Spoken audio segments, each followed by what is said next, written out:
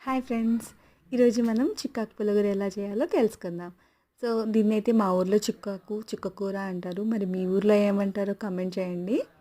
So ఇది మామూలుగా బిర్యానీలలోకి, colour రైస్‌లోకి చాలా బాగుంటుందన్నమాట. దీన్ని బాగా వాష్ చేసుకోవాలి. ఎందుకంటే మట్టి ఎక్కువగా ఉంటుంది కాబట్టి ఒక 2, 3 టైమ్స్ వాష్ చేసుకోవాలి. వాష్ చేసుకున్న తర్వాత దాంట్లోకి కొంచెం వాటర్ యాడ్ చేయాలి. ఎందుకంటే దాంట్లో వాటర్ ఆల్రెడీ ఊరుతూ ఉంటాయి. తర్వాత కొంచెం టొమాటో, ఒక వంకాయ వేసుకోవాలి, టేస్ట్ వస్తుంది. మీరు ఒకవేళ మాంసం కూడా దాంట్లో వేసుకోవాలంటే వేసుకోవచ్చు. చికెన్ అయినా వేసుకోవచ్చు, మటన్ అయినా వేసుకోవచ్చు అనమాట. అది మన ఇష్టం. దాంట్లోకి పచ్చిమిరపకాయలు, వంకాయ, టమాటా వేసాను. కొంచెం ఉప్పు, పసుపు యాడ్ చేసి బాగా ఉడకనిచ్చాను అనమాట. ఉడికిన తర్వాత బాగా కొంచెం రామి దాంట్లో తిరువాత పెట్టాలన్నమాట. సో ఇలా తిరువాత పెట్టేసేసి దాంట్లో వేసేసి మిక్స్ చేసుకోవడమే. సో ఇది మీరు కూడా ట్రై చేయండి ఒక్కసారి. చాలా బాగుంటుంది టమాటో రైస్‌లోకి, కలర్ రైస్‌లోకి.